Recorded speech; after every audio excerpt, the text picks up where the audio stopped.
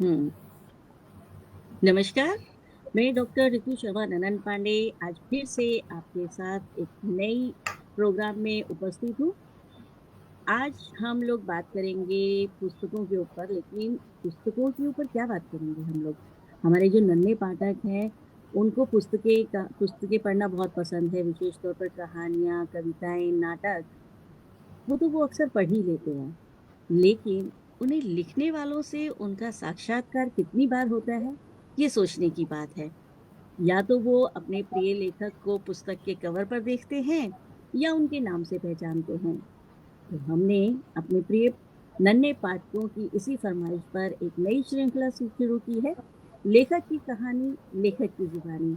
और उसमें उस श्रृंखला में आज हमारे साथ हमारे मंच पर उपस्थित हैं। वैसे तो परिचय देने का कोई फायदा नहीं है, क्योंकि बाल साहित्य में उनका नाम एक स्थापित नाम है। फिर भी मैं कुछ छोटे से संक्षिप्त परिचय से आपका परिचय कराती हूँ। हमारे साथ आज मंच पर उपस्थित हैं लव प्रतिष्ठ बाल साहित्यकार श्रद्धा पांडे जी। श्रद्धा पांडे जी, आपका स्वागत है मंच पर। नमस्कार। आप आपकी अनेकों पुस्तकें प्रकाशित हो चुकी हैं, जिसमें सतरंगी दुनिया के अतरंगी सपने, समय की रेत पर, हाथी मेरे साथी, वाद विवाद एवं संभाषण, झिलमिल तारे, आंखों में सारे, बाइस्कोप, अनकही कहानियां ई बुक है, माँ कहे एक कहानी जैसी पुस्तकें प्रकाशित हो चुकी हैं। और आपकी प्रकाशित और पहचानी कहानियों में जहाँ छपती हैं आपकी कहानियां, बहुत सी बाल पत्रिकाएं हैं, लेकिन फिर भी मैं कुछ पत्रिकाओं के नाम यहाँ लेना चाहूंगी, जिसमें नवनीत है, बाल भारती है, नंदन, बालवाणी, बाल प्रहरी, साहित्य गंधा, साहित्य अमृत, सखी, एमबीडी की पुस्तकें, ई कल्पना, सरिता, और एक बहुत लंबी लिस्ट है जिसको मैं अगर गिनना शुरू करूंगी तो समय समाप्त हो जाएगा। तो इन पत्रिकाओं में आपकी कहानियां, नाटक, कविताएं प्रकाशित होते रहते हैं लगातार। आपको बहुत सारे सम्मान से भी सम्मानित किया गया है, जिसमें हिंदी संस्थान उत्तर प्रदेश द्वारा माँ कहे एक कहानी पुस्तक पर बाल साहित्य श्रेणी में सूर सम्मान प्राप्त है आपको। गोमती गौरव सम्मान, शब्द शिल्पी सम्मान, वामा सम्मान, अखिल भारतीय अनुवृत्त न्यास सम्मान, शिक्षक बस करें, साहित्य बस के करें। बहुत इतनी लंबी कहानी है ना आपकी कि मैं क्या बताऊं, इतनी लंबी श्रृंखला है। और आपकी रुचियों में जो सबसे अच्छी रुचि जो मुझे जो बहुत इन दिनों लग रही है कि YouTube पर आप जो कहानियों को फिल्म बनाती हैं YouTube पर, और कहानियों द्वारा बच्चों का रचनात्मक विकास करना, और पॉडकास्ट YouTube पर, ये आपका सबसे महत्वपूर्ण काम मुझे, और बहुत दिलचस्प काम मुझे ये लग रहा है। तो मंच पर आपका स्वागत है पुनः। बहुत बहुत धन्यवाद, बहुत बहुत धन्यवाद ऋतु जी। आज हमारे इस आभासी पटल से जुड़े हुए सभी श्रोताओं का और दर्शकों का भी मैं हृदय से अभिनंदन करती हूँ। तो आइए आज हम शुरू करते हैं हमारी कुछ प्रश्नावली, हमारी बच्चों की प्रिय लेखिका श्रद्धा पांडे जी के साथ, लेखक की जुबानी, लेखक की कहानी। श्रद्धा जी, हमारे नन्हे पाठक आपसे ये जानना चाहते हैं कि आप जो ये इतनी सुंदर सुंदर कहानियां लेकर आती हैं, इनको लिखने का, आपको लिखने की प्रेरणा तो मैं बाद में ही पूछूंगी, लेकिन आपने इनको लिखना कब और कैसे शुरू किया? तो आपने जो पूछा ना, लोग लेखन का काम जो है ऋतु बहुत पहले शुरू कर देते हैं। मैंने जो ये लेखन का काम अपने जीवन के काफी उत्तरार्ध में शुरू किया। मैं स्कूल में पढ़ाती रही, टीचर हूँ, अध्यापिका हूँ, और जो एक बार अध्यापिका जी। होता है सारी जीवन अध्यापिका ही रहता है। तो मैं एक दिन स्कूल में बैठी थी और कुछ मन उदास था। ज़रूरी नहीं कि वो कारण थोड़ा-सा मेरे हृदय को ज़्यादा आद्वेलित कर रहा था, तो मैं जो हूँ उद्वेलित कर रहा था, तो मैं जो हूँ बैठी थी और मैंने सोचा कि मैं छोटी-सी उपलब्धि के लिए थोड़ी-सी परेशान हूँ कि ये उपलब्धि मुझे नहीं मिली, और अगर मुझे मेरे अंदर ये उपलब्धि है, तो मुझे एक बड़े कैनवस के लिए सोचना चाहिए। तो मैंने कहा क्यों ना मैं कहानी लिखूँ, और कहानी लिखने का विचार कि क्यों मैंने कहानी पर ही अपनी सारी प्रतिभा या अपनी सारी शक्ति को केंद्रित किया। उसके पीछे भी एक कारण है कि क्योंकि जब हम कहीं जाते थे, साहित्यिक चर्चा में मेरा जाना-आना होता था अपने पति के साथ, तो मेरे पति मेरा परिचय करवाते थे तो बोलते थे, "ये मेरी पत्नी है श्रद्धा पांडे और ये बहुत अच्छा लिखती है।" तो मैं सोच रही थी मैं लिखती तो नहीं हूँ, खामखा ये मेरी प्रशंसा कर रहे हैं। तो एक दिन मैंने पूछ लिया कि, "आप भई ऐसी मेरी प्रशंसा क्यों करते हो? आप झूठ बोलते हो?" तो बोले, "नहीं, मैं झूठ नहीं बोलता। तुम विद्यालय के लिए प्ले लिखती हो, इतने अच्छे-अच्छे प्ले लिखती हो, तुम वाद-विवाद लिखती हो, इसलिए मैं कहता हूँ।" तो वो एक जो बीजारोपण हो रहा था, वो बीजारोपण होता रहा, होता रहा, होता रहा और जब एक दिन उसको वातावरण मिला, कहते हैं ना जब बीज तब फूटता है, जब उसमें बहुत गर्मी होती है और जब उसमें धूल, धूप, पानी और वो अंदर से बिल्कुल तड़प जाता है, तो उसमें से फूट के अंकुर निकलता है। तो वो मेरे अंदर बीजारोपण हुआ था, वो तड़प आई और फिर उसके अंदर से कहानी का जन्म हुआ। तो चलिए बहुत अच्छा ये तो काम हुआ कि आपने एक दिन सोचा और क्या कहें जीजा जी कहें या क्या कहें कि उन्होंने प्रेरणा दी और आप अच्छा ही हुआ उन्होंने जो आपका बीजारोपण कर दिया ताकि हमारे नन्हे बाल पाठकों को इतनी सुंदर-सुंदर कहानियाँ और नाटक तो सुनने और देखने पढ़ने को मिलेंगे। अब हम आपसे ये पूछना चाहते हम नहीं हमारे पाठक ये पूछना चाहते हैं कि आपको इनकी प्रेरणा कहाँ से मिलती है? क्योंकि मैं देखती हूँ आप जो भी लिखती हैं वो थोड़ा अलग होता है और ऐसा भी होता है कि कुछ आप मेरे ख़्याल से किसी आयु वर्ग के बच्चों को विशेष ध्यान में रखकर भी लिखती हैं आप अलग-अलग तरीके से जी, ना? जी, तो जी। हमारे पाठकों को बताइए। देखिए ऋतु ऐसा है ना कि मैंने बहुत सारे बाल साहित्य को पढ़ा, मैं आलोचना नहीं कर रही हूँ, उन वो लोग बहुत जी, जी। अच्छा लिख रहे हैं। लेकिन वो एक विशेष आय वर्ग के लिए लिख रहे हैं जैसे जिनमें मोटे बहुत बड़ी-बड़ी पिक्चर होती है, पिक्चर तो ख़ैर हमें अभी भी बहुत आकर्षित करती है, जिसमें बहुत बड़े-बड़े फ़ॉन्ट होते हैं और वो बहुत छोटे बच्चों के लिए होते हैं। तो हाँ, उसमें हमारे 6 साल, 7 साल, 8 साल के बच्चे आए, तो ऐसे जो बच्चे होते हैं वो प्रायः पाठक नहीं होते, उनके माता-पिता उनको पिक्चर दिखाते हैं और कहानी सुना देते हैं और समझ जाते हैं बच्चे। लेकिन जी, हमारा एक आयु वर्ग है विशेष जो अभी भी जिनकी कहानी, जिनकी वेदना, जिनके मन में उठ रहे भाव अभी भी बहुत सारे लेखकों के लेखनी से अछूते हैं, जिसमें आते हैं करीब 9 वर्ष से लेकर के 12-13 वर्ष के बच्चे इनकी जी, समय में इनके जो उम्र होती है, इस उम्र में इनकी अलग तरह की चुनौतियाँ होती हैं और उन बिल्कुल। चुनौतियों को यदि हम कहानी के द्वारा उसका निराकरण कर दें ना, तो उनको एक रास्ता मिल जाता है। मैं ये नहीं कहूँगी कि सभी बच्चे सुधर जाएँगे, सभी बच्चे उसको मानने लगेंगे, पर उनको एक विकल्प ज़रूर मिल जाता है कि हाँ, हम इस विकल्प पर यदि कार्य करें, तो निश्चित रूप से हमारा कार्य अच्छा होगा। तो मैं बहुत छोटे बच्चों के लिए कहानी नहीं लिख पाती हूँ। उसका कारण है जो आपने भी पूछा कि क्यों मैं कथानक कहाँ से लेती हूँ? अभी आपने बातों-बातों में हल्का-सा उसका ज़िक्र किया था। तो मैं पढ़ाती थी ऋतु कक्षा 6 से लेकर के 10वीं तक के बच्चों को। जी, तो वो वही बच्चे मेरे जो है कहानी का विषय बन जाते हैं। हाँ। क्योंकि उन उन जो वो एज जो आप कह रही हैं आप पढ़ाती थी, उस एज के बच्चों के बारे में बहुत कम लोग सोचते हैं ना।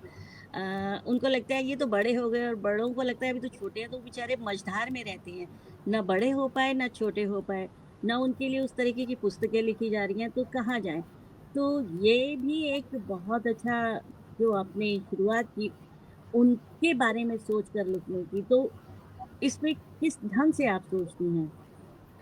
बहुत मेरे कथानक में ना आपको बड़ी विविधता मिलेगी जैसे स्कूल में विद्यालय में जब दोपहर के समय छुट्टी होती है तो जब बच्चा घर स्कूल से निकलता है तो उस वक्त आप देखेंगे गेट पर बहुत भीड़ होती है मैं हिंदुस्तान के परिप्रेक्ष्य में बात कर रही हूँ बहुत भीड़ होती है और वहां उस भीड़ में कुछ बच्चों के मम्मी पापा लेने आए हुए होंगे कुछ बच्चों के मम्मी पापा जैम में फंसे होंगे कुछ बच्चे रिक्शे से खुद जाते होंगे और वो दोपहर का समय होता है ऐसे में उनको किन-किन सावधानी का प्रयोग करना चाहिए, मेरे कथानक का विषय एक ये भी रहता है। फिर कई बार ऐसा होता है कि अचानक बहुत अच्छा बच्चा कुछ ऐसा काम कर जाता है कि जिसकी वजह से आपको ये लगता है कि अरे! ये बच्चा ऐसा गलत काम क्यों कर रहा है? उसके हाँ। पीछे कोई ना कोई तो कारण होगा। अचानक उसके व्यवहार में बदलाव क्यों आया? जैसे मेरी एक विद्यार्थी थी जिसने कि क्लास 7th में थी और अच्छी थी, मतलब पढ़ने में अच्छी बच्ची थी, बहुत अच्छी बच्ची थी। उसने जो है चीटिंग की। ओह! और वो जब जब ये पता चला कि उसने चीटिंग की, तो सारे लोग बोलते हैं, "हाय! उसने चीटिंग क्यों की? ये तो बहुत अच्छी बच्ची थी, बहुत।" अब उसके तह में जाने का कोई जो है कारण नहीं ढूँढ पा रहा था। मैंने भी नहीं ढूँढा, क्योंकि बच्चे इतनी जल्दी खुलते नहीं हैं, लेकिन मैंने उसको अपने एक कथानक का रूप दिया कि ज़रूर कोई कारण रहा होगा, और मैंने अपनी कल्पना से उस बच्चे से मैं बात की, और उस कल्पना से ही बात की, मतलब मैं सच में जाके उस बच्चे से नहीं पूछी। उस कल्पना में मैंने सोचा कि उसके साथ ऐसा हुआ होगा, जिसकी वजह से वो माँ-पिताजी से नाराज़ हुई होगी, और इसलिए उसने ऐसा व्यवहार किया होगा, ताकि जो मुझे चोट लग रही, तो मेरे माता-पिता को भी चोट लगे। तो हमें उसको कहीं न कहीं किसी उनके, क्योंकि इस उम्र में ना बच्चों के अंदर शारीरिक परिवर्तन आ रहे होते हैं, मानसिक परिवर्तन आ रहे होते हैं। वे अपने को बड़ा भी नहीं समझ पाते हैं, वे छोटे भी नहीं हैं। हम उनसे कहते हैं कि अब तुम बड़े हो गए हो, फिर हम जब कोई काम करना, वो कहेंगे हम अकेले वहाँ चले जाएँ, तुम अभी छोटे हो। तो वो एक असमंजस की स्थिति में रहते हैं कि हम बड़े हैं कि छोटे हैं। तो ऐसे में उनकी ऊहा-पोह को मैं अपनी कहानी के कथानक में पिरोना चाहती हूँ। बहुत सुंदर ढंग से आपने बताया। इस बीच में हमारे साथ बाल साहित्यकार डॉक्टर अनीता वर्मा जी भी जुड़ गई हैं और उन्होंने लिखा है, बाल साहित्य लिखना सच में चुनौतीपूर्ण होता है, इसलिए संभवतः बड़े लेखक बाल साहित्य के प्रति उदासीन हैं। तो इससे ही मिलता-जुलता प्रश्न मैं आपसे पूछना चाहती हूँ कि बाल साहित्य लिखते समय आपको किन-किन चुनौतियों का सामना करना पड़ता है? और क्या उसके लिए फिर आप क्या समाधान ढूँढती हैं? चुनौती नहीं है। देखिए, अगर आपके मन में वो बच्चा जीवित है, तो लेखनी चल पड़ेगी, तो वो उसी की भाषा, उसी की तरफ सोचते हुए दौड़ेगी। और ये एक अपना-अपना, जैसे कहते हैं, नीश पहचानो, जॉनरा पहचानो, तो वही है। अगर आपकी लेखनी में बड़े लोगों के विचार आ रहे हैं, तो वो बड़े लोगों की तरह होगा, और यदि छोटे लोग बच्चों के विचार आ रहे हैं, तो छोटों की तरह होगा। तो मैं ये मानती हूँ कि इसके लिए कोई प्रयास करने की आवश्यकता नहीं है। सिर्फ हमें उनकी चुनौतियाँ, उनकी घटनाएँ, उनके मन में उठ रहे विचार को अपने मन में लाना है, और उसी तरह बच्चे की तरह सोच कर लिखना है। क्या बिल्कुल, मैं यानी कि बीच-बीच में बच्चों की मानसिकता को नेटवर्क की इश्यू आ रही है क्या बीच-बीच में? हाँ, थोड़ा-सा आ रहा है, थोड़ा-थोड़ा-सा, जबकि कभी होता लेकिन नहीं, ठीक लेकिन है आज मुझे ऐसा लग रहा है कि नेटवर्क का इश्यू आ रहा है। हाँ, सॉरी, चलिए। तो ये बहुत अच्छा है कि आप बच्चों की मानसिकता को समझते हुए ही उनके ऊपर लेखन करती हैं, जो वो विषय उनके लिए प्रिय हों, उनके ऊपर लिखती हैं। अ, आप मैंने देखा कि यूट्यूब पर भी आप बहुत सक्रिय हैं और अपनी कहानियों को छोटी-छोटी फ़िल्म के माध्यम से आप प्रसारित करती हैं। तो जी, ये जो आपने नया यूट्यूब यूट्यूब का जो अभी आप शुरू किया है, एक श्रृंखला आपने शुरू की है, जी। इसके पीछे क्या कारण है? आपको क्या लगता है कि ऐसा क्यों करना चाहिए या आपने क्यों शुरू किया?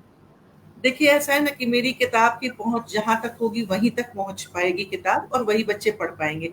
पर इस हिंदुस्तान में और बहुत सारी ऐसी जगहों पर हैं, बहुत सारे ऐसे बच्चे हैं जो पढ़ते नहीं हैं, पढ़ नहीं सकते हैं, और दूसरी बात ये है कि उनको उनकी भाषा, उनकी ज़रूरत, उनके हिसाब से, जो उनको पसंद है, उसके हिसाब से कार्य करने हेतु मैंने जो है यूट्यूब का शुरू किया, और मुझे इसमें रुचि भी बहुत है। क्योंकि मुझे ऐसा लगता है कि मैं इसके द्वारा बहुत सारे बच्चों तक पहुँच सकती हूँ। जैसे मैं आपको उदाहरण दूँ, अभी मैंने एक श्रृंखला शुरू की थी, पीहू और चाँद की से जुड़ी हुई कहानियाँ, जिसमें पीहू जो है चाँद के पास जाती है, एक 6-7 साल की लड़की है, और वहाँ चाँद के पास जाके बातचीत करती है। तो उसमें मेरी 9 कहानियों की सीरीज़ मैंने बनाई थी, जो कि अगली कहानी अगले सोमवार को आ जाएगी, हर सप्ताह एक-एक आती है। तो उसमें जो है एक कहानी मेरे ख़्याल से 13 या 14 हज़ार लोग देख चुके हैं। तो अरे वाह! इसका मतलब ये हुआ कि मैं सिर्फ़ 15-20 दिन के अंदर इतने सारे लोगों के तक पहुँच पाई। तो हमारा एक पहुँच का दायरा बढ़ गया, रुचि उसमें बढ़ गई, और बच्चे उसको रुचि से देखते हैं, और आज का ज़माना तकनीकी का ज़माना है, हम माने या ना माने, अगर हमें बच्चों हर एक बच्चे तक, हर एक घर तक पहुँचना है, तो थोड़ा तकनीकी की तरफ हमें झुकना पड़ेगा। यानी इसलिए कि मैं यूँ सरल शब्दों में कहें कि आज हम डिजिटल युग को या जिस तकनीक को हम दोषी ठहरा रहे हैं कि ये बच्चों को बिगाड़ रही है, उसी का आपने एक सदुपयोग करके हमारे सामने एक नया उदाहरण प्रस्तुत किया है। बहुत अच्छा लग रहा है। हमारे साथ पुनेश पार्थ जी भी जुड़ गए हैं, जो आपको बधाई दे रहे हैं। अनीता जी ने फिर कहा है, बिल्कुल सही कहा आपने, बच्चों की दुनिया में प्रवेश करके बच्चों जैसा मन बनाकर ही लिखना सार्थक है बच्चों के लिए। तो अनीता जी हमारे साथ जुड़ी हुई हैं, बहुत-बहुत आभार। अभी मैंने हाल ही में देखा कि आपकी एक नई पुस्तक प्रकाशित होकर आई है, जिसका पोस्टर पे भी मैंने चर्चा की है। आप हमें बताइए उस पुस्तक के बारे में? देखिए अभी जो मेरी लेटेस्ट पिक्चर पुस्तक है जिसका नाम है माँ का है एक कहानी। उस उस कहानी के लिए भी मैं आपको बता दूं, मुझे एक एनबीटी की तरफ से एक निमंत्रण था कि मैं वहां जाऊं, बच्चों को कहानियां सुनाऊं। तो मैंने सोचा कि मैं ना चिंटू मिंटू पम्मू चम्मू की कहानी ना सुना, इसलिए क्योंकि तब वो बच्चा सोचता है ना, क्योंकि आजकल हम चिंटू, बिट्टी ये सब नाम नहीं रखते, तो वो बच्चा सोचता है ये कोई अलग दुनिया के लोग हैं। जैसे मैं आपको उदाहरण देती हूँ, एक बार मैंने एक बच्चे से कहा, इस कहानी में देखो कितनी अच्छी चीजें लिखी हुई, तो बोलता है, मैम वो तो चिंटी के लिए लिखी हुई ना। तो मैंने कहा चिंटी हमारे बीच में से है। तो बोलता नहीं नहीं, किसका नाम चिंटी होता है। तो वो उनको ऐसा लगा, तो मैंने जो है वो जो कहानी लिखी, तो उस कहानी में मैं वहां गई, तो मैंने सोचा कि हमेशा हम बच्चों को एक सकारात्मक कहानी दें। तो उस कहानी में ये था कि एक छोटी सी लड़की है। अच्छा, बच्चों को रहस्यमय कहानी बहुत पसंद आती है, क्योंकि उसका जी। अच्छा उस कहानी में हमारी कल्पना की उड़ान भी बहुत जा सकती है। तो मैं उसमें मैंने बताया कि एक लड़की है, वो एक सुरंग में फंस गई है। उस सुरंग में जो है उसका नाम है कीनू के कारनामे। तो वो लड़की जो है उसका नाम कीनू है। तो वो जो है और कीनू मैंने इसलिए रखा क्योंकि मेरी एक स्टूडेंट का नाम था कीनू, और एक का नाम था चीकू, और एक का नाम था कीनू, चीकू, और एक और 3 बहनें थी, मैं नाम भूल गई। तो कीनू बड़ी शरारती थी। तो मेरे ज़हन में वो कीनू ही थी शरारती बच्ची, और वो थोड़ा रिदमिक लग रहा था, तो मैंने कहा इसी को ले लेते हैं। तो वो एक जगह फँस जाती है, और उस फँस जाती है तो वहाँ पर उसको जो वहाँ पर एक दादी हैं। मुझे दादी भी लाना था क्योंकि बच्चे अब दादी से जुड़े, और दादी जो है वो दादी उसको तरह-तरह की चुनौतियाँ दे रही हैं। हर चुनौतियों को वो पार करे, क्योंकि वो एक गुफ़ा में कैद हो गई है, और उस चुनौती में वो जो है कैद हो गई है, तो हर एक चुनौती को जब वो पूरा करे तो अगला उसके सामने चुनौती खुल जा रहा है। और ऐसे करते-करते मैंने उस कहानी के द्वारा मैंने ये बताने की कोशिश की कि जो हम इस वातावरण को, जो प्रकृति का सत्यानाश कर रहे हैं, उसका क्या हमें खामियाजा भुगतना पड़ रहा है। तो वो बच्चों को अच्छी लगी, एक छोटी कहानी थी। फिर मैंने उसको कई विद्यालयों में सुनाया, और सब जगह बच्चे बड़े शौक से सुनते थे। फिर मैंने कहा अब इस कहानी को मैं, वो तब तक वो उस पर कागज कलम पे नहीं उतरी थी, वो सिर्फ मेरे दिमाग में थी। फिर मैंने कहा नहीं, इसको बड़ी करके और एक बाल उपन्यास करते हैं, बनाते हैं। तो वो मेरा पहला बाल उपन्यास है जिसमें मैंने प्रयास किया, पर वो अच्छी है। मुझे ये देखिए, ये मेरे सामने लेके मैं बैठी हूँ, ये है कीनू अरे! के कार। हाँ, बहुत सुंदर है, आवरण चित्र भी बहुत सुंदर बना है। जी। बिल्कुल। एक एक और आपकी नई पुस्तक अभी आई है बाज़ार में, आप उसके बारे में भी कुछ बताइए हमारे नन्हे पाठकों को? देखिए, ये तो माँ कहे एक कहानी है, ये बहुत जी। नई तो नहीं है, ये थोड़ी पुरानी है। इसी पर मुझे एक सूर सम्मान भी प्राप्त हुआ था। तो जी। ये मतलब साल डेढ़ साल पुरानी हो गई है।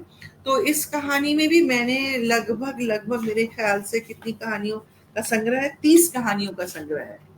अरे इसमें वाह! 30 कहानियों का संग्रह है, और हर एक कहानी जो है वो इसी आयु वर्ग के हैं, जो 9 साल 10 साल के बच्चे से लेकर के 14-15 साल के बच्चों की बातों को, भावनाओं को, घटनाओं को, क्रियाकलापों को मैंने इस कहानी में पिरोने की कोशिश की है। तो ये वो उस कहानी का संग्रह, छोटी-छोटी कहानियों का संग्रह है। और छोटी इसलिए मैं रखती हूँ क्योंकि आज का ज़माना मीम्स का है, माइक्रो ज़माना है। तो बच्चे पहले कहानी देखने से पहले कितने पेज पढ़ने हैं ये देख लेते हैं। उसमें रोचकता है या नहीं ये नहीं देखते हैं। तो जब वो देखते हैं अच्छा सिर्फ़ 2 पेज की कहानी है, तो वो पढ़ने बैठ जाते हैं। तो इसलिए मैंने इस कहानी को छोटी-छोटी लघु ही रखा है। बहुत लघु कथा में तो नहीं आएगा, लघु कथा तो 1 पैराग्राफ का होता है। हाँ, हाँ, तो हाँ। इसको छोटी रखिए, 1200 1000 शब्द सीमा के अंतर्गत रखी है। और जब आप अनुमति देंगी तो मैं इसमें से एक कहानी भी आपको सुनाऊँगी। बिल्कुल, बिल्कुल मैं यही कहने वाली थी कि हमारे नन्हे पाठकों के लिए क्या आप एक कहानी अपनी पुस्तक में से हमें पढ़कर सुनाएँगी? हाँ, तो मैं ज़रूर सुनाना चाहूँगी। तो मैं कथाकार भी हूँ और मैं कहानी सुनाने का मेरा तरीका और लोगों से अलग है। मैं उस तरीके का यहाँ पे ज़रूर पालन करूँगी ताकि आपके श्रोतागण को अच्छा लगे। पर बिल्कुल, मिस बिल्कुल। मैं इसमें से एक कहानी वो लेना चाहूँगी जिसका नाम है दिल से। क्योंकि हम अपनी कहानी के माध्यम से कहीं न कहीं कुछ न कुछ सुधार भी लाना चाहते हैं इस वातावरण में, इस समाज में। बिल्कुल। तो आपकी अनुमति से मैं कहानी शुरू करती हूँ। बिल्कुल, हमारे नन्हे पाठक इंतज़ार कर रहे हैं और इस बीच हमारे साथ त्रिलोकनाथ पांडे जी भी जुड़ गए हैं, जो आपको ढेरों बधाइयाँ दे रहे हैं। तो त्रिलोक हमारे जी को मैं जानती हूँ, बहुत अच्छे हिंदी के अध्यापक हैं और बहुत अरे अच्छा कार्य वाह! करते हैं। जी, जी, जी। तो हमारे नन्हे पाठक बेताब हैं आपकी कहानी सुनने के लिए। चलिए, तो कृपया शुरू करें। जी, कहानी का नाम है दिल से। ठीक है? तो बिल्कुल, अब ये जो बच्चा है ये उस उम्र में आ रहा है जब जब उसकी आवाज़ बदल रही है और वो होगा 12 या 13 साल का। उस किशोरा बच्चे को कल्पना में मैंने लिया है। मम्मा, मेरा चश्मा आपने देखा है? नहीं तो? 1 मिनट, एक फ़ोन आ रहा है, जब मैं उसको काट दूँ। हाँ जी। नहीं तो? क्यों? अब तुम्हारा चश्मा भी खो गया? सुमिरन, अब तुम कब बड़े होगे? कब अपना सामान ठीक से रखना शुरू करोगे? मम्मी ने पूछा। मम्मी, मैंने तो यही टेबल पर रखा था। पर निकाला क्यों अपनी आँख से? बस मुँह हाथ धोने गया था और आकर देखा तो चश्मा ही गायब था। क्या? फिर फिर पूछो अपने बुल्लू से, कहीं नाराज होने के कारण उसने गिरा तो नहीं दिया? अरे मम्मी, वो क्यों छुएगा? वो तो आज नाराज भी नहीं है। पर अगर वो नाराज नहीं है और कोई गलती नहीं की तो उसने वो अपनी पूंछ छिपाए हुए वहां क्यों बैठा हुआ है? जब कभी वो कोई गलत काम करता तब ऐसे ही नहीं छिप जाता है। मम्मी की बात सुनकर सिमरन ने ध्यान दिया तो पाया कि हाँ भाई, आज वाकई बुल्लू नजरें चुरा रहा है। कहीं इसने मेरा चश्मा तो नहीं धोखा कर दिया? उसे याद आया कि आज सुबह जब प्राय बुल्लू आता था उसका चादर खींच करके सुबह घुमाने ले जाने के लिए। तो आज उसने ध्यान दिया, आज सुबह जब वो मेरे पास आया मेरी चादर खींच रहा था तब तो मैं नहीं उठा। और जब मैं उठ जाता हूँ उसे पार्क ले जाता हूँ तो खूब दौड़ता है। इसलिए उसको जो है हमेशा मेरे साथ जाना ही पसंद था। पर आज मेरे न उठने के कारण उसे मम्मी ले गई थी। और मम्मी जब पार्क में ले जाती हैं तो बुल्लू को बिल्कुल पसंद नहीं आता, क्योंकि मम्मी उसको खुला ही नहीं छोड़ती। बुल्लू को वो मम्मी बेल्ट में बांध के रखती हैं और उसे बेल्ट में बंधे हुए घूमने जाना बिल्कुल अच्छा नहीं लगता। और जब और बहुत सारे कुत्ते भौंकते हैं तो वो चुपचाप मम्मी की तरफ देखता है और पूंछ हिलाते हुए चलता है। लेकिन जब सुमिरन होता है, जब मैं रहता हूँ, तब तो वही दृश्य कुछ और ही होता है। वो भौंक-भौंक कर सभी कुत्तों को दौड़-दौड़ कर भगाता है और फिर गर्व से आकर मेरे पास चिपक कर ऐसे चलता है, मानो कह रहा हो कि अब प्यार तो करो। और जब वो प्यार न करता, तो बुल्लू एक कदम भी उसे आगे नहीं बढ़ने देता। ये सब सोचने के बाद सिमरन को कुछ तो शक हुआ। उसने चारों तरफ निगाह दौड़ाई, तो अचानक उसकी नजर कमरे के कोने में पड़ी गई जहां उसका चश्मा टूटा हुआ था। वो चौंक पड़ा, समझ गया कि आज सुबह वो बुल्लू को घुमाने नहीं ले गया था, इसलिए हो ना हो ये काम बुल्लू ने ही किया होगा। टूटा चश्मा देखकर भाई सिमरन का गुस्सा 7वें आसमान पर पहुंच गया। उसने ना आव देखा न ताव, बस बुल्लू को एक जोरदार चांटा मार दिया और उसे धकेल कर दूसरे कमरे में करके दरवाजा अपना बंद कर दिया।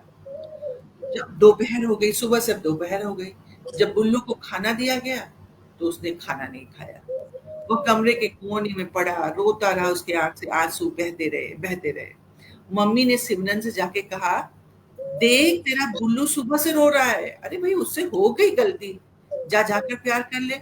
नहीं मम्मी, आज मैं बिल्कुल नहीं जाऊंगा। कई बार ये नाराज होकर मेरे सामान को खराब कर चुका है, पर आज आज तो इसने अपनी सारी सीमा पार कर दी। मैं नहीं प्यार करने वाला। अब शाम हो गई। शाम को जब मम्मी ने खाना दिया तो बुल्लू ने सूंघा और छोड़ दिया।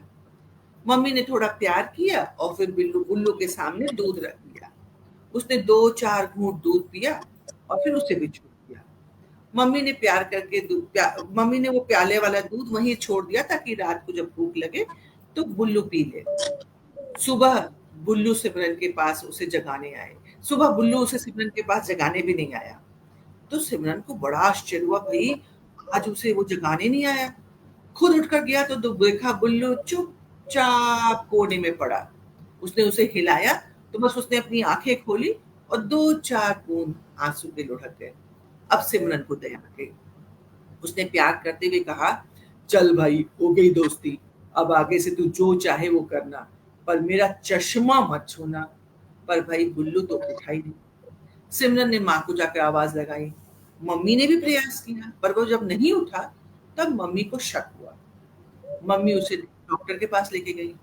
डॉक्टर ने देखा, चेकअप किया और पता है क्या बताया? डॉक्टर ने बताया कि इसके दिल का दौरा पड़ा है। ओह! दवाइयाँ और कहा कुछ दिनों तक इसे बाहर मत ले जाइएगा, घर पर ध्यान से रखिएगा, समय-समय पर दवा दीजिएगा, थोड़े दिनों में ठीक हो जाएगा। जैसा डॉक्टर ने कहा वैसा ही किया और कुछ दिनों के बाद बुल्लू ठीक हो गया। एक दिन खेल-खेल में सिमरन का चश्मा फिर गिर गया और बुल्लू का पैर उस पे पड़ गया। बस भाई बुल्लू डर के मारे जाके कोने में बैठ गया। सिमरन ने उसे प्यार करते हुए कहा, तूने अभी तक पुरानी बातों को दिल पर रख रखा है, तू तो मेरी जान है। और कान पकड़ते हुए सिमरन ने कहा, माफ कर दे मेरे भाई, अब गुस्सा नहीं होऊंगा। पता नहीं बुल्लू समझा या नहीं समझा, लेकिन फिर वह सिमरन के साथ खेलने लग गया। वाह! वाह! बहुत सुंदर कहानी हमारे जो पालतू जानवर होते हैं, किस तरीके से हमारे साथ एक पारिवारिक भावुक सदस्य होते की हैं, जानवर भी भावुक होते हैं। जी। बिल्कुल, बिल्कुल, एक-दूसरे से किस तरह से एक बंधन बन जाता है, चाहे मूक बंधन ही सही लेकिन बहुत गहरा बन जाता है। इस बीच में हमारे साथ मंजू श्रीवास्तव जी वर्जीनिया से जुड़ गई हैं, आप भी बाल साहित्यकार हैं और एक बहुत अच्छी कवियत्री भी हैं। रुचिका शर्मा जी भी हमारे साथ जुड़ी हुई हैं और सब आपकी प्रस्तुति के लिए बहुत ज़्यादा आपको वाह-वाही दे रही हैं, तो बहुत अच्छा धन्यवाद, लग रहा धन्यवाद। है। नहीं, आपने ये मंच दिया जहाँ मैं ये अपनी बात कह सक रही हूँ, मुझे भी बड़ा अच्छा लग रहा है। क्योंकि एक प्रस्तुति का जो ढंग है, एक बार पहले भी आपके साथ जो कार्यक्रम किया था, उसमें जब आपने बताया था कि किस तरह से आप पात्रों को स्वयं में ढालकर प्रस्तुत करती हैं, तो बच्चों को और हमारे नन्हे पाठकों को और भी अच्छा लगता है और ये भी एक माध्यम है कि जिससे हम हमारे पाठकों में, बाल पाठकों में या युवा पाठकों में पुस्तकों के प्रति रुचि जगा सकते हैं इस तरीके से। तो मैं ये एक सवाल और पूछना चाहती थी कि बाल साहित्य कहूँ या किशोर साहित्य कहूँ, आपको लगता है कि आज के समय में, वर्तमान समय में ये बहुत महत्वपूर्ण है? चाहे ये फिर किसी भी रूप में हो, चाहे डिजिटल रूप में हो, चाहे पुस्तकों के रूप में हो। अ, क्या ये हमारे आज की जो किशोर हैं या बाल बालक हैं, उनको मानसिक अवसाद या अ, बच्चे कभी-कभी पढ़ते-पढ़ते बोझिल भी हो जाते हैं, बोझिल समझने लगते हैं, उस बोझिलता से बचा सकते हैं? उस बोझिल क्या लास्ट वाला मैं नहीं सुन पाई, उस बोझिल? रुचिका शर्मा जी भी हमारे साथ जुड़ी हुई हैं चेन्नई से। मैंने रुचिका जी का भी नाम लिया है, आप भी बहुत वरिष्ठ बाल साहित्यकार हैं, बहुत सी पुस्तकें अभी आ गई आपकी और अभी मेरे पास हाल ही में आपका काव्य संग्रह आया, चिड़िया गई पिकनिक समीक्षा के लिए। तो रुचिका जी आपका भी स्वागत है। हाँ, जी, ऋतु बोलिए। आपने जो प्रश्न पूछा उसका लास्ट वाली अंतिम लाइन पंक्ति में नहीं सुन पाई थी। हाँ, मुझे लगा कि मैंने पूछा आपसे कि बाल साहित्य क्या जो बच्चों में आजकल जो मानसिक अवसाद है या पढ़ाई के प्रति जो बोझिलता उनको लगती है कि मम्मी ने कहा है ये पढ़ना है, पढ़ना है, पढ़ना है, तो पढ़ना ही है। कभी-कभी वो भी एक अलग से दबाव बच्चों पर आ जाता है, तो क्या ये जो हमारा बाल साहित्य या किशोर साहित्य है, डिजिटल रूप में या पुस्तक के रूप में उनकी इस बोझिलता में भी मदद करता है? क्या आप कितना महत्वपूर्ण समझती हैं इस साहित्य को? जी, देखिए ऐसा है मैं ये मानती हूँ कि कहानी जो है ना उसके कई आयाम खुलते हैं और कहानी एक ऐसी चीज़ है जो कि हमें एक विकल्प सौंप देती है। और जी। कहानी एक ऐसी चीज़ है जो स्थायी रहती है।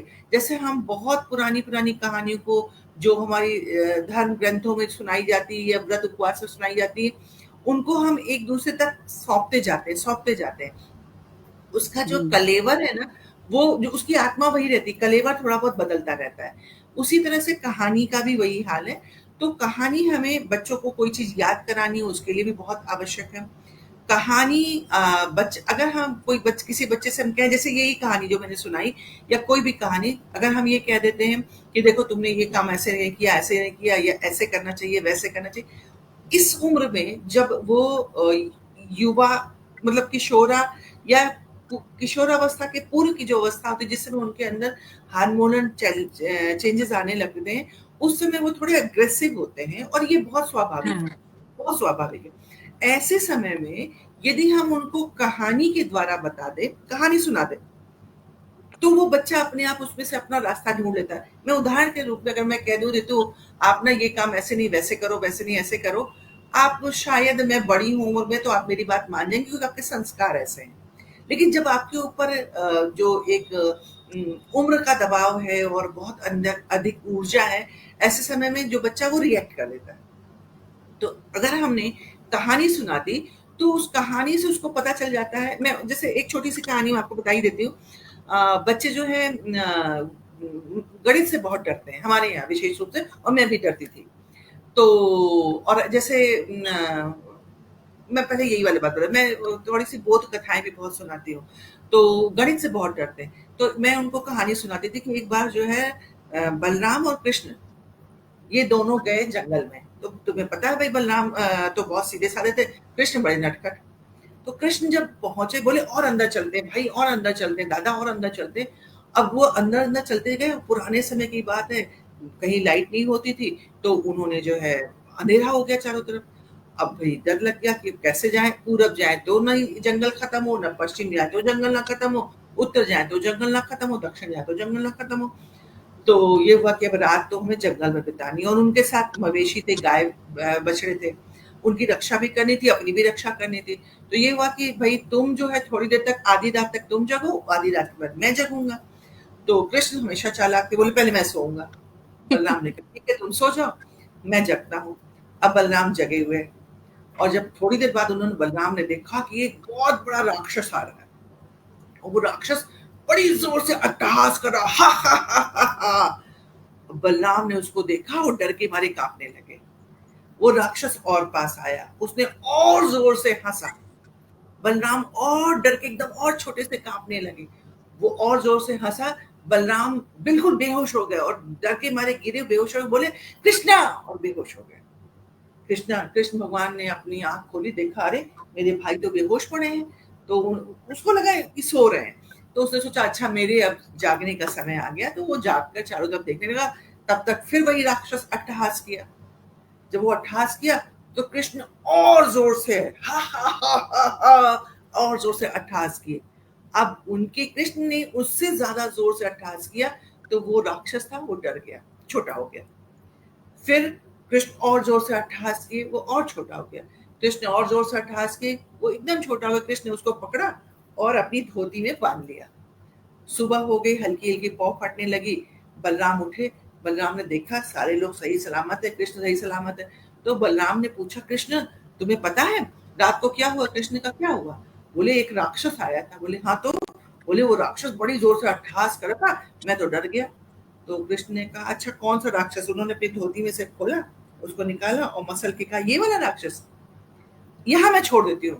फिर मैं कहती हूँ बच्चों से, अगर गणित राक्षस है, तो तुम उससे ज़्यादा हिम्मत से उसके सामने तन जाओ और अगर तुम डर गए, तो तुम बलराम की तरह गिर पड़ोगे और अगर तुमने उसका सामना किया और अच्छा ठीक है, मुझे ये नहीं समझ में आ रहा है, ये मैथ्स नहीं समझ में आ रहा, आज मैं 4 घंटे लगाऊँगा, इसको हरा के मानूँगा, तो वो राक्षस छोटा होता जाएगा, डर का राक्षस और वो उसको छोटा हो जाएगा, तो उसको ऐसे ही मसल के फेंक दोगे।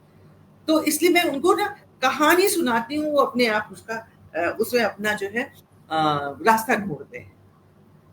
बहुत ही अच्छा और सरल तरीका, प्रेरणादायी तरीका है। मुझे लगता है कि हर मैथ की टीचर को, गणित की टीचर को ये अपनाना चाहिए, क्योंकि सबसे ज़्यादा मुश्किल मुश्किल बच्चों को गणित और विज्ञान ही लगता है। नहीं, यहाँ पर हिंदी भी बहुत लगता है, तो मैं हिंदी के लिए भी यही कहानी सुनाती हूँ, क्योंकि उनको ये लगता है हुँ, हिंदी बहुत मुश्किल भाषा है। तो इसलिए मैं तो हिंदी की जो कहानियाँ, जो ग्रामर है ना, उसको भी मैं कहानी बना देती हूँ। हुँ। इस बीच में ग्रामर भी हमारे सॉरी दीदी, सॉरी, हमारे इस बीच में हमारे साथ वरिष्ठ बाल साहित्यकार डॉक्टर नागेश पांडे संजय जी भी जुड़ गए हैं। आदरणीय का मुझे स्वागत है। हाँ। बहुत-बहुत प्रणाम डॉक्टर नागेश जी का। हुँ। जी दीदी, तो आप हिंदी किस तरह से बताती हैं? मैं जैसे भाषा, बोली, लिपि है, अगर पहला ही लेसन ले लेते हैं, तो भई एक हुँ, दिन जो है भाषा, बच्चे जो थे वो खेल रहे थे, "तूने मुझे पुश क्यों किया? मैं तेरी कंप्लेन लेके जाऊँगा।" तो उधर से हुँ, हुँ। व्याकरण जा रहा था। तो जब अच्छा। व्याकरण जा रहे थे, तो व्याकरण ने सुना, "हैं! मेरे बच्चे ये कौन-सी भाषा बोल रहे हैं?" तुरंत वापस लौटे और जाकर के अपनी पत्नी भाषा को बुलाया। तो बच्चे बोलेंगे, "क्या मैम, भाषा और व्याकरण हस्बैंड वाइफ है?" मैं बोलूँगी, "अरे नहीं, नहीं, ये बस ऐसे ही हमने जो है फ़िक्शन बना लिया।" तो उन्होंने जाके भाषा से कहा, "देखो तुम्हारे बच्चे ना तुम्हारे हो रहे हैं, ना अपनी मौसी के हो रहे हैं। उनसे कहो या तो तुम्हारे बन जाएँ या अपनी मौसी के बन जाएँ।" तो मैं कहती हूँ, "अब हिंदी भाषा की मौसी कौन है यहाँ पर?" तो बोलेंगे, "इंग्लिश।" मैंने कहा, "हाँ।" तो ना वो इंग्लिश बोल रहे हैं, ना वो हिंदी बोल रहे हैं। वो क्या बोल रहे हैं, "तुमने मुझे पुश क्यों किया? मैं तुम्हारी कंप्लेन लेके जाऊँगा।" तो इसलिए व्याकरण को गुस्सा आ रहा है। व्याकरण को गुस्सा क्यों आ रहा है? थोड़ा उनको मैं हिंट देती हूँ, तो बोलेंगे, "व्याकरण क्योंकि भाषा को शुद्ध करता है।" मैं बोलूँगी, "हाँ।" तो व्याकरण की परिभाषा हमें याद करने की ज़रूरत नहीं है। व्याकरण जो भाषा को शुद्ध करने का काम करे, वो व्याकरण है। फिर उन्होंने भाषा को समझाया, तो भाषा ने कहा, "ठीक है भैया, आप जाइए, मैं अपने बच्चों को समझा लूँगी।" तो व्याकरण चले गए और अब भाषा ने अपने बच्चों को बुलाया। तो सबसे पहले उसने जो है बोली को बुलाया। तो बोली आई, तो मम्मी माता ने कहा कि देखो बेटी, तुम बहुत समझदार हो, तुम जो है अपने आप को शुद्ध करने का कोशिश करो।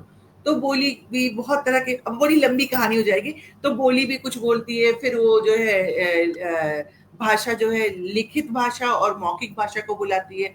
मौखिक भाषा को कुछ इंस्ट्रक्शन देती है, जो मज़ेदार की का उसमें बात है, जब माँ जो है सारे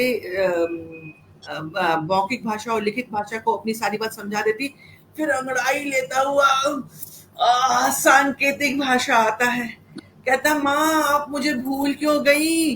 तो माँ कहती है, बेटा तुम ना इसलिए तुम्हें भूल गई कि तुम्हारी भाषा में अभी सांकेतिक भाषा में साहित्य की रचना नहीं हुई है। तो वो बोलता, अब तो होनी शुरू हो गई। तो माँ कहती, हाँ हाँ मैं तुम्हें याद कर रही हूँ। तो उनको ये भी मैं बताती हूँ, सांकेतिक भाषा में अब कार्य होना शुरू हो गया है। जब तक उसमें साहित्य की रचना नहीं होगी, तब तक वो हमारी लिखित भाषा और मौखिक भाषा का रूप नहीं ले पाएगा। ये सब करते करते फिर अंत में माँ जो है, अच्छा मैं बच्चों से कहती हूँ भाषा जो है वो बहुत प्यार करती है, क्यों?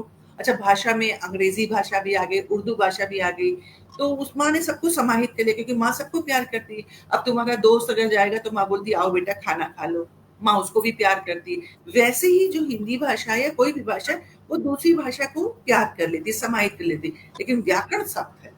और फिर अंत में करते करते जब सब समझ जाते हैं, तो भाषा बोलती, ठीक है भई अब जाओ तुम लोग अपना काम करो, वरना फिर कंप्लेन आएगी। तो बच्चे बोलते हैं, मम्मी, तो मम्मी बोलती, हाँ मुझसे गलती हो गई, मैं माफी मांगती हूँ, क्षमा चाहती हूँ। तो इस तरह करके वो पूरे पाठ को मैं उनको जो है कहानी में समझा देती हूँ। ये तो मुझे लगता है आपने बिल्कुल कहानियों के माध्यम से एक नवाचार आरंभ किया है बच्चों को इस तरीके से कि आप कहानी भी उनको सुना रही हैं और शिक्षा भी दे रही हैं और अगर वो इस तरीके से पढ़ रहे हैं तो पढ़ाई में भी मन उनका लग रहा है और जैसे कि हमारे डॉक्टर नागेश पांडे सर ने भी लिखा है, शिक्षण को प्रभावी बनाने के लिए बाल साहित्य का उपयोग सदैव प्रभावी रहा है। केवल हिंदी ही नहीं, गणित, विज्ञान, इतिहास, भूगोल, नागरिक शास्त्र, सामाजिक विषय इत्यादि अन्य विषयों को रोचक बनाने के लिए बाल साहित्य बहुत ही कारगर सिद्ध हो रहा है। तो वही मैं भी कहना चाह रही हूँ और आपने जो नवाचार किया है उसमें उसको सुनकर तो मुझे बहुत ही अच्छा लग रहा है और डॉक्टर रुचिका शर्मा जी भी इसी बात के लिए सहमत हैं। उनका भी कहना है इसी के लिए कि आप बहुत अच्छे ढंग से बच्चों को शिक्षा के साथ कहानी और शिक्षा दोनों का तालमेल बैठा रही हैं। हमारे डॉक्टर नागेश पांडे सर का एक और कमेंट्स था, शिक्षण को प्रभावी बनाने के लिए बाल साहित्य का उपयोग सदैव प्रभावी रहा है। केवल हिंदी ही नहीं, गणित सारे विषयों के लिए बहुत योगदान है।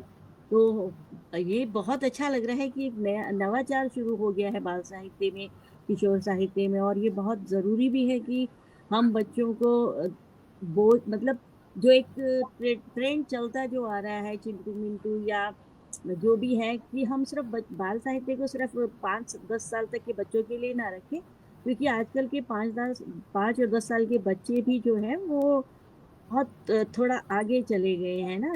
जो एक चल रहा था, एक ट्रेंड चल रहा था, तो जो किशोर साहित्य से उन्हें जोड़ा जा सकता है। आप हमारे पाठक जानना चाहते हैं कि और दर्शक भी, कि आपकी कोई ऐसी कहानी जो आपको बहुत प्रिय हो, या जिसको लिखने के पीछे कोई एक विशेष कारण रहा हो? ये तो बड़ा मुश्किल प्रश्न है क्योंकि हर कहानी जो है बड़ी प्रिय होती है लेखक को। लेकिन हाँ, ज़रूर अभी जो मैं काम कर रही हूँ उसमें मैं जब कहानी लिखती हूँ ना ऋतु जी, तो ऐसा है कि मैं उस कहानी में बहुत चर्चा करती हूँ, उस उम्र के लोगों के साथ चर्चा करती हूँ। तो जैसे अभी मैं वैसे भी तो लिख रही हूँ उस पर चाइल्ड प्रोटेक्शन पे भी लिख रही हूँ। करीब 8-9 कहानियाँ हो गई हैं, लेकिन अभी वो प्रकाशित नहीं हुई है, तो प्रकाशन में नहीं तो उसको मैं उसके बारे में बात नहीं ज़्यादा करती हूँ। लेकिन अ, मैंने जो भी नई कहानियों की श्रृंखला यूट्यूब पर डाली है, वो है पीहू और चाँद। तो उस चाँद और पीहू की बातचीत से मैं कुछ एक परिवर्तन चाहती हूँ, क्योंकि मेरी कहानी का उद्देश्य मात्र मनोरंजन नहीं है। मनोरंजन के साथ-साथ उसमें कुछ ऐसा हो कि अनजाने, अनचाहे बच्चे को कुछ अच्छा या कुछ उसमें सुधार आ जाए। तो मेरी उस कहानी में एक मेरी कोलीग थी, उन्होंने कहा कि श्रद्धा मैम, बच्चे आजकल मोबाइल बहुत देखते हैं। तो मैंने कहा हाँ, देखते हैं और मोबाइल ज़रूरी भी, क्योंकि अब हम ये नहीं कह सकते कि तुम मोबाइल छोड़ दो। क्योंकि जी, मोबाइल जी। नहीं बच्चा छोड़ सकता है। हम उस आबादी हो गया उसका। बढ़ते हुए मोबाइल के प्रयोग को संतुलित कर सकते हैं। और अब हम ये कह दें कि बच्चा तुम मोबाइल मत लो, तो देखो तो वो बोलेगा मम्मी आप भी तो मोबाइल देख रही हैं, और मोबाइल तो जीवन हो गया है। तो उस पर मैंने एक कहानी लिखी जो कि अभी मैंने डाली है, अभी अभी लेटेस्ट डाली है। और जो उसमें मेरा जो लास्ट वाला है, उसमें ये है कि भई अब कहानी का कहीं न कहीं तो अंत करना ही था। तो जो अंत मैंने किया उसमें ये है कि वो पीहू जाती है चाँद के पास, और उस दिन चाँद बहुत उदास है। वो थोड़ा-सा गंदा-सा दिख रहा है, गंदा इन द सेंस कि बहुत काला-काला सा दिख रहा है। तो उसके बारे में मुझे बताना अच्छा लगता है, इसलिए मैं बता रही हूँ। पीछे मेरे आप देख रही हैं एसडीजी के सारे गोल लिखे हुए हैं, तो उसी से जी, जोड़ कर जी। मैंने चुना। तो उसमें वो जब जाती है चाँद के पास, तो बोलती है, चाँद से तुम आज इतने उदास क्यों, इतनी घुटन क्यों है? तो चाँद कहता है, तुम अब यहाँ मत आया करो, क्योंकि यहाँ पे मनुष्यों ने आ आकर सब जगह देखो प्लास्टिक छोड़ दिया। कुछ औज़ार लेकर आते हैं, कुछ उपकरण लेके आते हैं और सब यहीं छोड़ कर चले जाते हैं। अब उन्होंने जैसे मेरी बहन धरती को गंदा किया, वैसे ही अब मुझे भी प्रदूषित कर रहे हैं। अब मैं तो साँस भी नहीं ले पा रहा हूँ। तो वो बहुत उनको मनाने की कोशिश करती है, पर चाँद उसको मना कर देता है। तो ये मेरी अगली कहानी होगी। मैं चाहूँगी कि आपके जितने भी श्रोतागण हैं, वो मेरी अगली कहानी ज़रूर सुनें, और जो उसमें से एक पहले वाली कहानी है जो अभी टेलीकास्ट हुई है, वो पीहू का मोबाइल के प्रयोग पर है। तो मैं उसको सुनाना चाहूँगी, यदि आप अनुमति दें तो? जी, जी, बिल्कुल, बिल्कुल, जी। मंच तो आपका है। अच्छा, और इस कहानी के लिए मैं एक बार बता दूँ, इस कहानी को सुनकर एक 6-7 7-8 साल की लड़की, उसके आगे के दाँत टूटे हुए हैं, और उसने 2 या 3 दिन के अंदर इस कहानी को सुन के आय हाय! क्या सुंदर तरीके से सुनाया। मैं तो उसको 4-5 बार सुन चुकी, और जितनी बार सुनती हूँ मेरा खून बढ़ जाता है। तो मेरी अगली कहानी का नाम है पीहू और चाँद मामा और मोबाइल। तो जी। बहुत समय से पीहू चांद मामा से मिलने की सोच रही थी, क्योंकि जब पहले परी आई थी, अच्छा, मैं एक बात बता दूं, परी की जगह पर मैं एरोप्लेन लाना चाहती थी, अच्छा। क्योंकि परी अब दुनिया में होती नहीं है। तो मैं ये हाँ, हाँ। सोचती थी कि चांद जो है छोटा सा एरोप्लेन भेज रहा है, पर मैंने जब एक बच्ची से बात किया तो बोलती है, नहीं चाँद तो ना चंदा मामा के पास तो हम जा नहीं सकते, पर जाए तो उनके पास तो एक फेरी ही होनी चाहिए। तो फिर मैंने कहा चलो मैं डाल देती हूँ। तो बहुत समय से चीकू जो है चांद मामा से मिलने की सोच रही थी। पहले जब हुँ, परी आई थी तो उसने ये कह के मना कर दिया था, अभी मैं नहीं आऊंगी, मेरी अभी परीक्षा चल रही है, जब खत्म हो जाएगी ना तब आप आना। और अब एग्जाम खत्म हो गया, तो अब भाई पीहू को चांद की याद सताने लगी। वो खिड़की पे खड़ी होकर देख रही थी, बहुत देर से देख रही थी। फिर थक कर सोने चली गई। जब उसको हल्की-हल्की नींद आने लगी, तो उसको लगा कोई उसको बुला रहा है। तो आँख खोल के देखी, तो देखा कि परी आई है। परी बोली, "पीहू, पीहू, तुम मुझे याद कर रही थी ना? चलो चंदा मामा के पास।" भई पीहू खुशी-खुशी चंदा मामा के पास जाने के लिए तैयार हुई, जल्दी से बैग लिया और चल पड़ी। बैग क्यों लिया? क्योंकि उसको चंदा मामा को अपना फ़ोन दिखाना था, और वो अ, फ़ोन उसको पिछले महीने पापा ने दिया था। तो जैसे ही चंदा मामा ने उसको देखा, खुशी से उसे अपने गोद में उठा लिया। अब भई वो चंदा मामा के स्वागत और खुशी को कहाँ देख रही है, जैसे ही वहाँ पहुँची अपना मोबाइल निकाला, इधर फ़ोटो क्लिक, उधर फ़ोटो क्लिक, और फिर उनकी सुंदर-सुंदर तस्वीरें खींचने लगी। चंदा मामा ने बोला, "अरे पीहू बेटा, थोड़ी देर मेरे पास बैठो, बातें करो। कितने दिनों बाद आई हो और क्या हो गया, आते ही तुम लगी फ़ोटो खींचने के लिए?" मामा रुको ना, आप भी मम्मा की तरह शोर मचाने लगे। अच्छा भाई अच्छा, तुम जो करना चाहो करो, मैं कुछ नहीं बोलूँगा। वेरी गुड मामा। ऐसा कह के पीहू ने पहले खरगोशों की पिक्चर खींची, कछुए की पिक्चर खींची। अब चंदा मामा इंतज़ार करते रहे, फिर चंदा मामा झूला झूलने चले गए। फिर चंदा मामा झूला झूलते बड़े परेशान हो गए, तो उन्होंने पीहू को वहीं से आवाज़ लगाई, "पीहू, पीहू।" उसने वहाँ से आके झाँका और देखा, "थोड़ा रुको ना।" ऐसा कह के वो अपनी सारी फ़ोटोएँ सोशल मीडिया पर डालने में व्यस्त हो गई। मामा ने फिर कहा, "अरे पीहू, आँखें दर्द होने लगेंगी, आओ खेलो।" तो उसने कहा, "अभी आई।" और अभी नहीं, उसने कहा, "अभी आई थी ना खरगोशों की पिक्चर खींचने के लिए, और आपने आपसे किसने कहा कि मेरी आँखें दर्द करेंगी?" अरे बेटा, सच में मोबाइल के ज़्यादा प्रयोग करने से बच्चे बीमार पड़ जाते हैं। हुँ, ऐसा कुछ नहीं होता। ज़रा रुकिए, मैं ये देख के आती हूँ कितने लाइक्स मिले। अब भई चंदा मामा ने पूछा, "कितने लाइक्स मिले मेरी गुड़िया को?" पीहू को जवाब देने की फुर्सत ही नहीं थी, क्योंकि वो तो अपनी मोबाइल में घुसी हुई थी। बस हल्की सी मुस्कान के साथ उनकी तरफ देखा और फिर अपनी स्क्रीन में लग गई। तो मामा ने सोचा कि अब भाई क्या करें, तो मामा उसके लिए मिठाई लेकर के आए। उसने मिठाई की तरफ देखा, क्लिक क्लिक दो चार फोटो खींची और उसके बाद फिर उसको सोशल मीडिया पर डाल दिया। अब चंदा मामा थोड़े उदास हो गए, तो उन्होंने धीरे से कहा, बेटा, मोबाइल ठीक है, लेकिन जब अपनों के पास रहो, उनके साथ रहो तो उनसे बात करो। ये सोशल मीडिया तो झूठा दिखावा है। असली खुशी तो जब अपने लोगों के साथ रहने में, हँसने में, खेलने में आती है, उनसे बातें करने में आती है। पीहू ने तब भी ध्यान नहीं दिया। वो अपनी स्टोरी पर रील बनाने में व्यस्त रही। फिर थोड़ी देर बाद वो आई बाहर और बोली, चंदा मामा, मेरी ना पीठ में दर्द हो रहा है, कोई बाम हो तो लगा दीजिए ना। मामा ने हंसते हुए कहा, तुम्हें क्रीम की नहीं, थोड़ी देर मोबाइल छोड़कर भागने दौड़ने की जरूरत है। अच्छा, भागूंगी दौड़ूंगी तो ठीक हो जाऊंगी?